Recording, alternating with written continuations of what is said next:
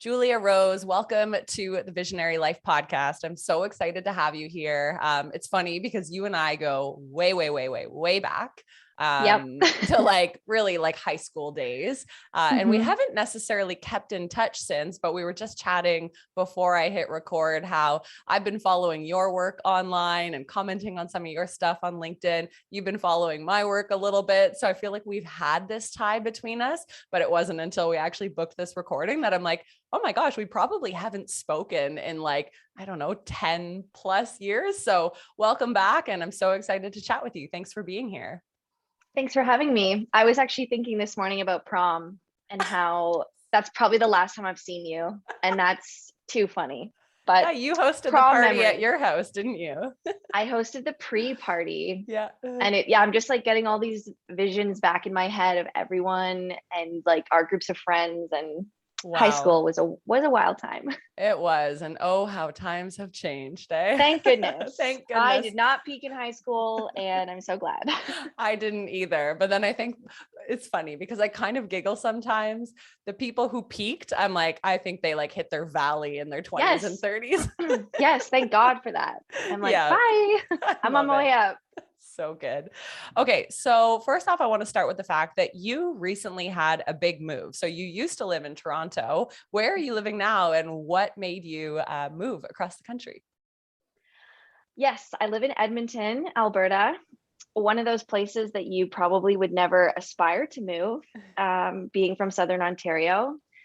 It was a kind of a perfect storm of things, but I love Toronto so much, and it's a fantastic city. However, I know you recently left too, so we maybe left for the similar reasons. But as a business owner, I was waking up in the middle of the night stressed about money, and that was becoming a real problem for me. And I also was really desiring community and space for community. It's one of my top 3 values, to create spaces for community to thrive, people to be together. And I just felt like there were so many barriers to that in Toronto. I had come on a vacation to Edmonton because my cousin lives here, kind of fell in love with it, kind of felt perfect, and he had a spare bedroom available. So I moved.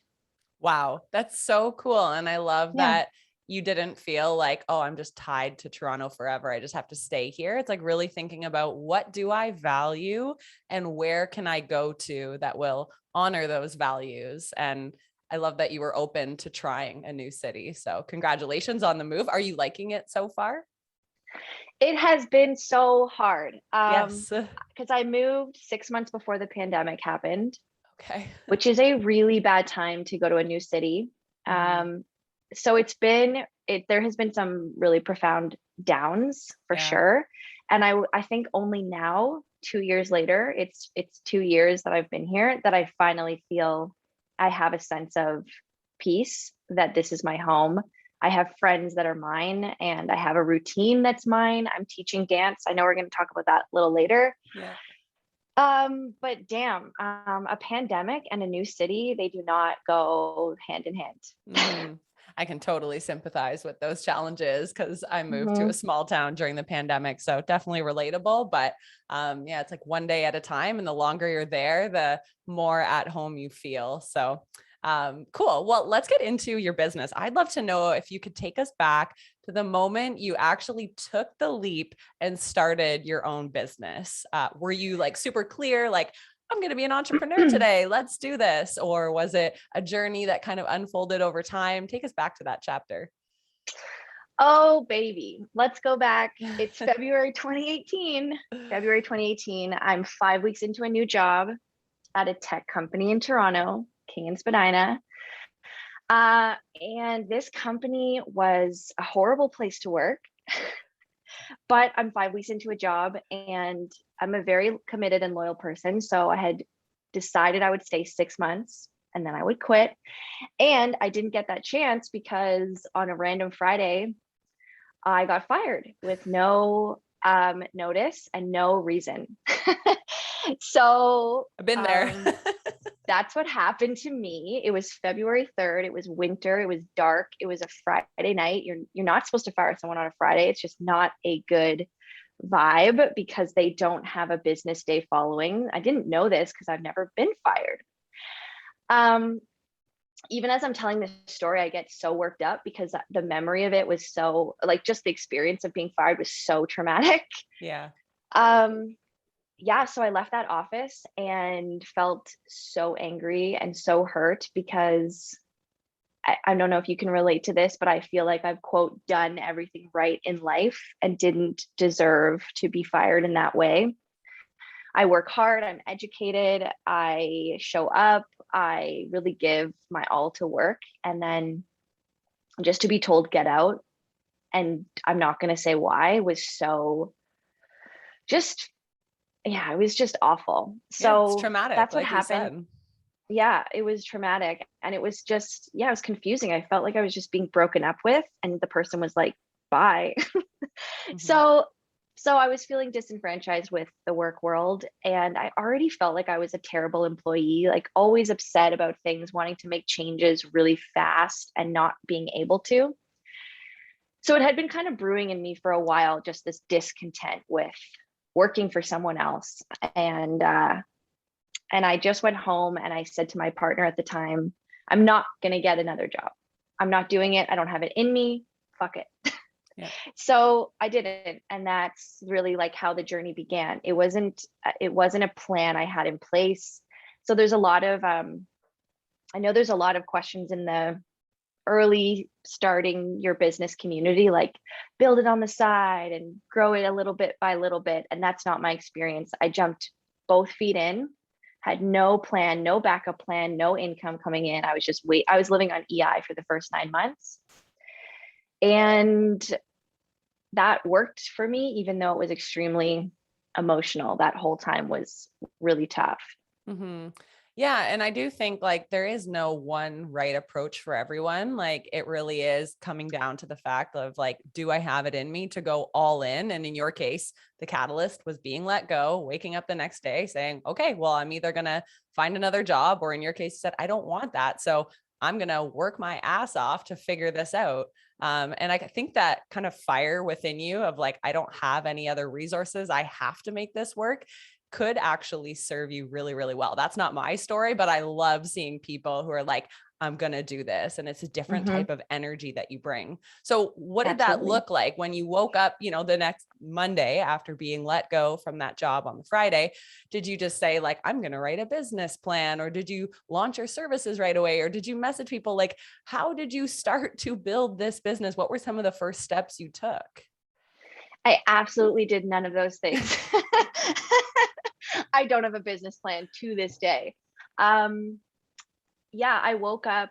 I just cared for myself in the first couple of weeks. It was a lot Yeah. of like going to family, going and being comforted and being in spaces that were really supportive for me. And then one of the big things that I did a couple weeks later was I went onto Medium and I published my first public story under my own name. And that is really funny because I never intended to end up where I am, but because of that one action and the consistent action to publish my personal stories and poetry ever since that day on February 18th,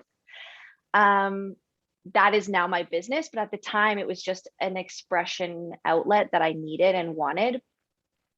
So I pressed publish on a story. It was called I Have Something to Tell You. And it was I think in that time, it was really important for me to claim an identity. And that identity was that I'm an artist. Mm. Because I was really in these corporate roles. I have a background also in politics, and I've lived abroad and I've been in the political realm. And that's a very formal space, pencil skirts, button down shirts, heels, tights, all that kind of nonsense. And it felt so strange for me when the other part of me is a dancer, is like a poet, is I don't know, just a hippie kind of person. Mm-hmm. So yeah, so I wanted to come out, if you will, as an artist. And I published that piece and I shared it everywhere. I like took it, I shared it on Facebook, I shared it on LinkedIn, I told everyone. And then sometime in March, I published a post on Facebook that said, hi, I'm offering services. Mm-hmm. These are what they are. And just within my friend network, 2 people hired me from just that Facebook post. Wow. That's so cool. I love hearing sometimes how simple it can be. And I'm sure it wasn't easy, but the simplicity there is start expressing yourself, start sharing your work publicly, like on Medium, and then use a social media tool like Facebook to say, Yeah. hey, here's what I'm up to. Because I feel like so often people in that early stage of business, they don't tell a soul what they're doing. They're like, okay, I'm going to like build this business in isolation. I'm going to like hide in a dark cave. And then I'm just going to expect that people know what my new identity is. And it's like, oh no, you have to tell them, like share something publicly. So I think that's a really good tip for the listeners. And I love how simple you told that story of like, publish some work and then make it Tell known what your new people. path is. Yeah, no, I have that's there's a great one-liner that I think will help people, and it has really served me. If people can't see you, they can't pay you. mm-hmm, mm-hmm. So it's really just that simple. If you are not visible, how can anyone hire you? If no one knows you are doing this, they can't say yes. So it's really just raising your hand. It's kind of amazing what will happen as soon as you tell people what you want. Mm-hmm. And so I guess that brings me to what you've created, which is a program called Hello Writer. And you actually help people to press publish on their work so that they can get visible. So Mm-hmm. talk to me about what this program is and who it serves. I would love to. Hello Writer is this little thing that is so cool. I'm so excited that it's I don't know, that it exists. So it at the moment is becoming a brand, a bigger brand than what it is. At the moment, it's just an 8-week course. So it's a 2-month experience for people who are really ready to press publish on personal essays. So this isn't for blog writers or content writers. This is for people who, just like me, feel deep somewhere in their soul that they're a writer and they're not writing, that they need to be expressing themselves and they're not. And a lot of people that are drawn to the course have done the kind of writing that I've done for other people. So politicians, executive directors, research organizations, other brands. And they always had this sense that those are not their opinions. And they have things to say and points they want to make, like issues they want to raise. And they're not able to do it because they're writing for other people that isn't them. So it's really set up. The course is pretty intense. Like it's an involved 8-week experience because it is set up that every week of the program, you publish a new article on Medium. Wow. I love that. And like for somebody who doesn't know, because I know I got confused by the wording personal essays. Like when I see the word essay, I'm like, oh my God, she's taking me back to high school. Can you just like crack that open? Like what is a personal essay and like what might that look like? Absolutely. A personal essay is any lesson or profound moment in your life that sparked growth for you. And you share that with the reader. So it is very vast and wide in what it can be. The word essay is, I think, used just to communicate that it's not a marketing blog post. It's an expression of you, but it is a blog. If you were to take away the personal aspect of it, it's a blog post. It's between 500 and 1,000 words. It is formatted similarly. It has a headline and a subheadline. It has the components of a blog. But the difference, and the reason why I say personal essays, because I want people to understand the different niche that we're in. Because if we were just writing content and calling it a blog post, people would come and write, 5 reasons to start a podcast. Yes. Versus a personal essay for you, Kelsey, might be how starting a podcast or how interviewing 200 people has changed my life. It's funny because as you talk about this, I realize that my blog posts, podcasts, and email newsletters that perform the best are actually personal essays and not listicles or like that very curated, like 5 marketing podcasts that you must listen to. Like the times when I really crack open and I share, like, this is something terrible I went through and this is how I'm dealing with it. And it's more just like me writing from my heart. I always get way more, like, I don't really get responses to the other blog posts, but when I write a personal essay, I feel like they're always responding back and saying, thank you for sharing, or that was really powerful. But I never really knew the distinction between when I was writing a personal essay versus when I was just pumping out content, for lack of a better. Yeah. I think that's really interesting. And that kind of proves the point that people want to connect with people and they want to know you behind the business. They're following you, and your expertise is in how you share about your life. So I also have a not newsletter, I call it, my weekly email. And it's always interesting because I don't, sometimes you wonder, like, what do people want to hear about? What do they want me to tell them this week? And I always come back to, they want to know what is real for me. So whatever is real for me is what I write. And that's one of the cornerstones of Hello Writer, which is we've got lots of things we could talk about, but what is real for you right in this moment? What is it that you want to say this week? So what I ask people in the course is, what's on top? So if you imagine a big list of topics in your mind, like all the things that you're an expert on, or all the things you've ever cared deeply about, you might have this long list, but what's on top? What's at the top of that list? So that's how you choose what to write about in the program. Okay, but I know what the listener is thinking. Like, I'm terrified that no one gives a shit what I'm thinking or what's on top. Like, you know, maybe my dog just passed away or something.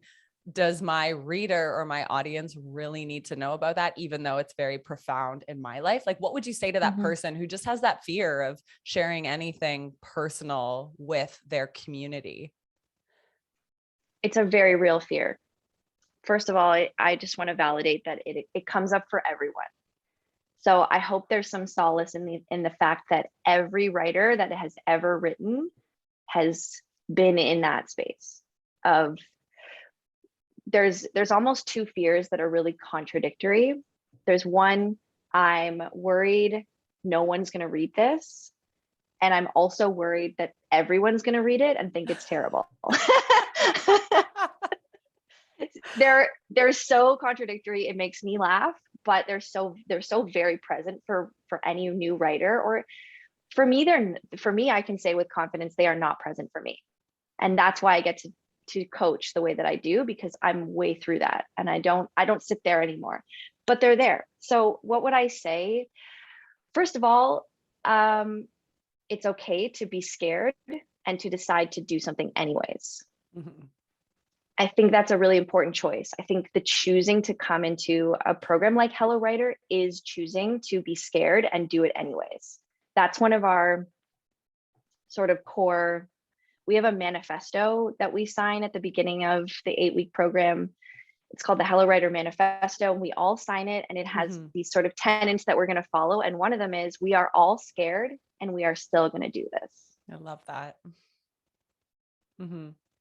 So powerful. And like, I can definitely sympathize with that fear initially when I was starting to want to self-express myself. It was like, I had a lot to say, but I was so worried about, honestly, like 2 or 3 people who were maybe going to judge me or say something. It wasn't that I was thinking everybody's going to have feedback or opinions, but I kept picturing like a friend, a family member, and then one other person that I had gone to school with. And I'm like, what are they going to say? And as soon as I got over that and realized that maybe I'm not for them, like, that is okay. And as soon as I got a couple positive comments, like, wow, that really helped me, or that, you know, changed a lot, my fear definitely diminished. So it was, again, doing or feeling the fear and doing it anyways. And then realizing that with each time you press publish, it gets a little bit easier. And when you know you're helping one person, or one person's going to read it and benefit from it, it kind of gives you that energy to go and do it again the next week. Right. 100%. And the beautiful thing is that not only do you not yet know who in your circle is going to be a fan of you, but you don't know who in the universe is going to be a fan of you. Yeah. So publishing on Medium, which has a global readership of, just so people are aware, 60 million average readers per month. Whoa. It's a huge space. And all it took for me was one stranger leaving me a comment that said, this is my life. Like I felt as though these words were my words, and thank you. Thank you for writing this. And that keeps happening to me. I've published 2 poems this week, and a complete stranger has written me long comments about how they resonate with my experience. I don't know them and I will never meet them. And it's a really special way of feeling connected and really validated. Absolutely. So I'm curious because how long have you been running Hello Writer for? For 1 year. It's ran 4 times. Okay, amazing. So how did you know it was time to make the shift into adding this group experience into your roster of services? Because you were doing more freelance work, right? You had clients before, but then a year ago you launched a group experience. I'm just curious, like, why did you decide to enter into that new, that new chapter, I guess? Yeah, before this, I was a copywriter. I was writing websites and blog content and all of that kind of traditional copywriter stuff. And honestly, I didn't think to create this. I had someone named Kirsten. She's from Toronto. She's an amazing woman. She reached out to me last May and basically said, I've read your work on Medium. How do I do that? Yeah. And I was really taken aback because no part of me thought that anyone cared to do that kind of stuff. Yeah. I really was it was a really for me thing. It was just a self-expression tool for me. And I was like, there's no way to monetize this. I guess I'll just keep doing it for me. Yeah. And she started having a conversation with me. We got on the phone and she basically said, I've been writing in journals for years. I feel like I have more to say. I really want to start publishing on Medium. Will you coach me? And I was like, sure, I guess. And I put together what would be a 3-month one-on-one coaching with her. I priced it out of thin air because I had never done it before. And I went through this process with her. We really co-created the coaching. Every week she would come with a piece of content that she'd written. We would look at it. We would talk about it. And what I learned from Kirsten was so mind-blowing because Kirsten is this person who's an entrepreneur. She has a jewelry business with her mom. She works at Amazon Tech Services. She's super successful. She has a condo. She has a cottage. Like, this is a woman who has her shit together, for lack of a better word. And yet every call we would get on, she had this fear of taking up space and expressing herself. And that's where I learned how much the mindset piece of this writing is so huge, because you can't just know the skills to write and then go and do it. You have to work through this stuff that comes up. So I had a business coach at the time and I was sharing this experience with her, and she said, Julia, what you're doing with Kirsten, I also want to do. And I was like, what? Stop it. And she was like, can you make this a thing? Can you make a course for this? And I was like, come on. So with her support, I created the first beta of Hello Writer. And I did it with 6 people. Most of them I had never met before. It was wild. Like, they found me through the internet. Thank goodness for Instagram and hashtags. And I ran the first group. And that's when I realized, like, this is a group program 100%, because I wasn't able to really show Kirsten in the first. It's not enough just me telling her, but to have peers around you that are also struggling and doing it is so motivating. So that's the story. I never set out to create it. And I'm so happy that someone raised their hand and asked me that question, because I wouldn't be here. I love how organic that is. And I even think that, like, this is the exact model that I'm always trying to instill in my students and clients, is that all you need is really one person and the willingness from that person to co-create with you. Like, of course, you have to come in with the expertise and with an approximate outline of, like, here's how I think Hello Writer is going to go, and here's what I think they want.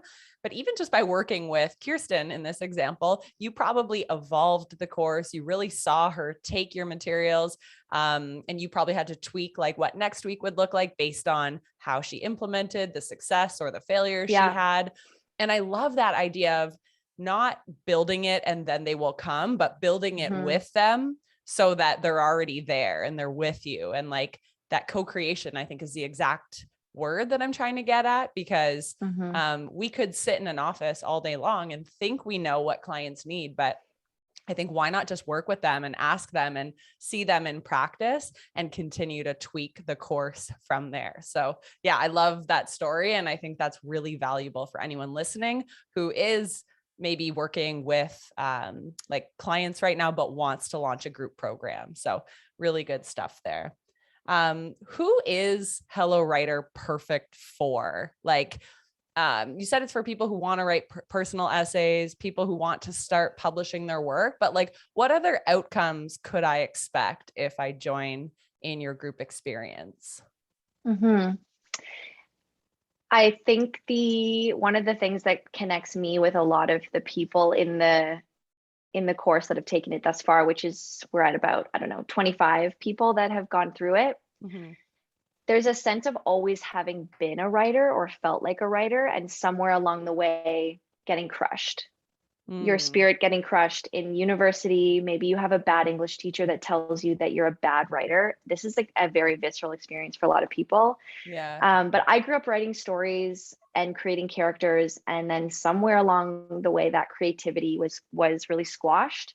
And that's something that a lot of people identify with, being artists as kids, and then finding that in university they completely let go of all their artistic expression. So if anyone identifies as that and has always had a yearning to go back to that part of themselves or bring it forward into their adult life, that's a piece. Mm-hmm. And then in terms of outcomes, so in the past year, Hello Writer students have collectively published over 100 articles. Wow. So there's a huge sense of accomplishment and confidence. I think confidence in oneself is probably the biggest outcome that I've seen. People, when they are confident, they can do anything. And I have seen people launch podcasts and launch businesses from the ground up, basically take things that were in its infancy, and all of a sudden, there was one woman named Vanessa. She had a business account laying dormant, and through the course we found it, and we all were like, what is this? What are you doing with this? And she was like, I don't know, I'm just really nervous. And we started supporting her in that. Now she's running Reiki sessions. That's her business, and she's totally taking up space. Another student has decided to become a wedding officiant for queer couples in Toronto. Wow. Has launched a brand and is a really shy person, but through publishing and expressing themselves, I think they just feel like they're freed. And it's like intangible to talk about that confidence, but I have just seen people leave this program feeling like they have whatever they need to do whatever they want to do, which is kind of unbelievable. Mm-hmm. So cool. And I love hearing you share those case studies. I can especially relate because anytime I have entered a group coaching program or even hired a private coach, like the leaps that you make when you invest in yourself and when you're really committing to something is just so much greater than if I were left to do this all alone. So I really do believe in the power of not only coaching, but group coaching too, where you feel like you belong, like you're connected, like you're in a community of people who want what you want too. And just like the way you can chase a goal so much faster and start seeing results when you have that type of support is just like the best way to possibly spend your money. So it's really neat to hear that. Obviously with like the successes and the high highs, I'm sure there's also been some challenges in launching a group experience and just in running your business in general. I'm curious, like, are there any challenges that you feel like you've had to problem solve for in running a group coaching program, or even challenges that you're facing right now that, are just like a little more heavy, that it's not feeling easy at this moment? Yes, 100%. 100%. I wanted to mention earlier that I was so terrified to work with Kirsten, like beyond terrified, because it was not an offer that I had ever delivered. And I just really admired her and I felt so much imposter syndrome of how do I make sure she's getting what she needs and I'm delivering value? And that was really tough. I always get nervous. I will also share, I get nervous that I'm not the best writer in the world and other people would give different writing advice than I would. That really scares me because I'm not the most famous writer on Medium. I have 1,000 followers, but there are people that have 50,000. So not being that person and giving writing advice is very tough for me. Yeah. So that's some stuff I have to work through constantly, feeling as though my perspective is valuable and, I have the right to give people advice on writing when I'm not as successful as some other people. That's one thing. Like, that's got to be the $1 million question too, because like, you're right. Like, we are not the best in the world at what we do. I am not the best marketer. And I have people hire me that I'm like, wait, like, you're probably making more annual revenue than I am. You're further along the path, but you see something in me and like, can I help you? And then you just feel terrified that you're not going to be able to output what you said you could.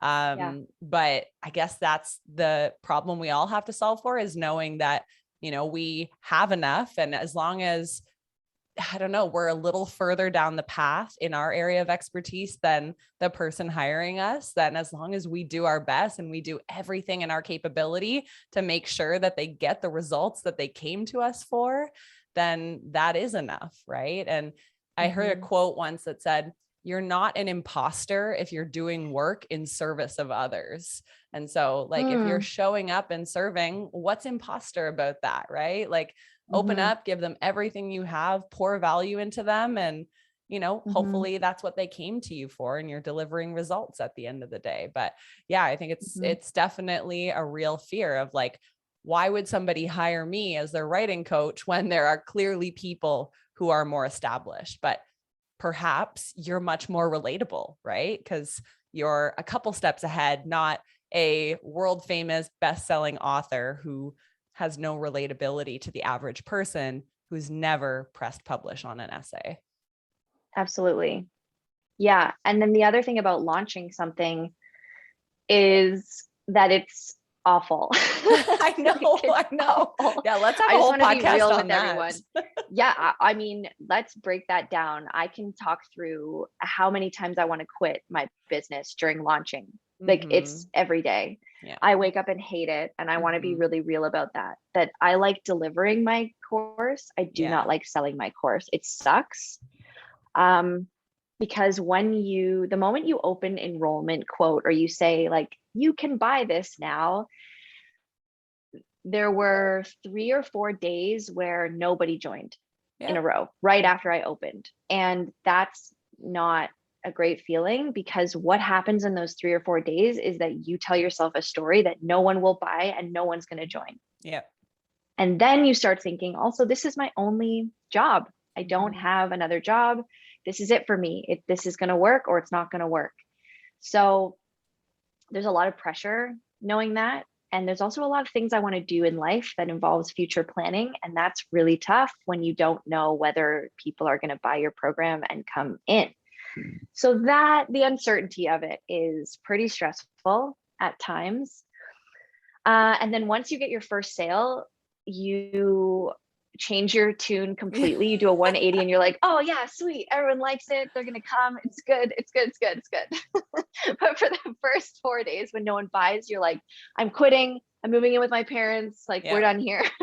Oh my God. It's very drastic and it's so emotional. So you really have to take good care of yourself, and you have to be, I think you can probably relate to this, Kelsey, but in the first 2 years of my business, I have experienced more personal growth challenges, and I have been called to level the F up. So in such a real way that some days in the first 2 years, I was like, I don't have what it takes. I do not have what it takes. It's rough. It's so rough. And I can relate to all of that. Launching for me is Oh, it is stressful. I want to quit every single time. Same emotions as you. And you're right. Until you get that first enrollee, like that first person who puts their credit card on the line and is like, I'm in, you're just feeling completely disheveled. But as soon as you get that first person, you're like, okay, well, now I have to find a second, third, fourth, fifth, because I don't want this person to be alone in a group coaching program. So you kind of have That's the other thing. Yeah. You're like, well, I have one, but I need to have at least like 4 or 5. Exactly. Yeah. And then you really start hustling, but with a renewed energy. And you're like, all right, I'm going to find that group now. So yeah, I can completely relate to that. And even in the last 2 years, I had to really sit down and assess, like, why am I having such heavy feelings around launching? And I was putting it off, and I was starting to just feel like I was dreading it. And so I actually had to change my business model and make it, an ever going enrollment. So you can enroll anytime. I do a personal onboarding, and then I introduce them to the group. So there's challenges with that too. But I was like, okay, I'm in control here. Like, I didn't start this business to be constantly under stress. But I think there are also benefits to the live launching model. So, I'm still figuring that out as well, but can definitely relate to those stressful chapters of opening enrollment, closing it, and just wondering who the heck is going to sign up. But it's a good feeling when people sign up and you're like, I don't even know that person, and like, where did they find me? That was a first for me this time around. I have a couple people that I've never met before, and they found me through ads. Oh, cool. And that was really cool, but also scary, because I didn't have the control over, I know this person and I know they're going to be a good fit. I had to really trust that my marketing is doing its job, which is a lot to say when you're someone that wants to be really hands-on. No kidding. So right now, what is working for you in terms of continuing to promote your business and to promote Hello Writer? Like, what are the marketing efforts for you that are working really, really well? So this fall, I did some new things, and one that worked really well was the live masterclass, free masterclass. So that's a very tried and true kind of marketing thing. It's essentially a giant sales call where you deliver value, and then at the end you do your pitch, and you give people a heads up that they're going to be pitched to when they come on.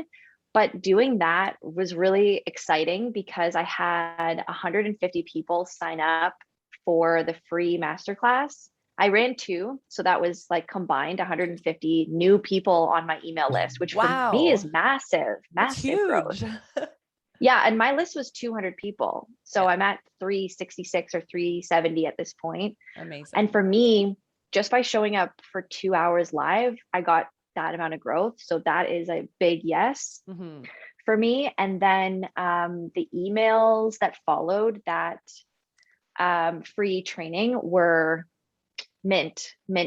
So just having an actual, I don't know what you call that, like post webinar funnel. Yeah, like the automated sales sequence or nurture sequence, I guess. Nurture sequence. Yeah, exactly. That was really effective in closing people that were there. That worked really well. I've been running ads. Ads have been going well. They're expensive, but it's time to scale. I've really plateaued with my audience at about 950 people on Instagram. And I needed to reach more people. And also we wanted to test whether this message was going to resonate with a wider audience. And getting the information that it does, and that there's a lot of people out there that want to learn about how to write well. Yeah. But in the context of a personal expression, I wasn't sure that was going to be the case. But having 150 people interested, that was very validating for me. So those 2 things really, really working well for me.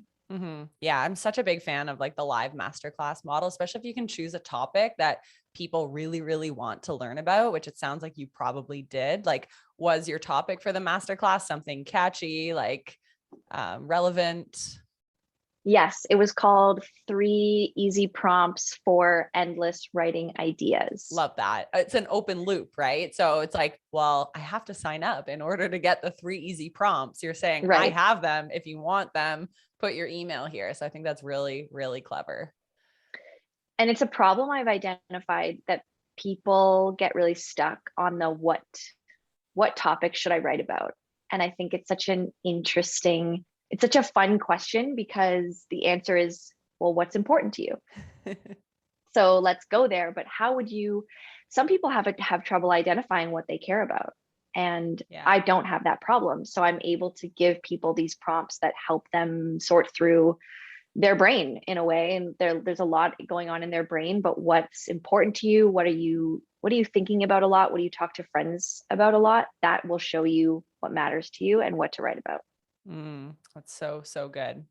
Do you have any like resources to share for somebody who is feeling stuck with their writing right now? Like, can we access that masterclass? Do you have a blog post to help us get the creative juices flowing? Like, I'm just curious if there's anything for somebody who's going through that right now, who just feels like they sit down and they're like, cool, don't know what to write about. Like, how do we learn from you? Yeah, that's a good point. I have tons. So we'll create a free resource in the near future that addresses that for sure. I right now don't have one that's relevant for where I'm at, but I have so many IGTV lives on my Instagram, which is Julia Rose Writes. Yep. So many about writing, about mindset. I also have a series where people from the course have read their pieces aloud, almost like a live poetry reading. Cool. And it's really, I've got a lot of like free video content that will help a lot. Yeah. You're killing it on Instagram right now. I just had a chance to go through all of your live. Recent posts. So I'm curious too. We mentioned at the start of this podcast, you're also a dancer and dance coach, right?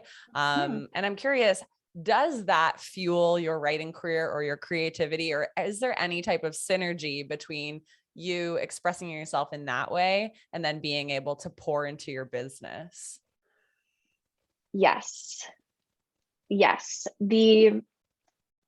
think those two components are me as an artist.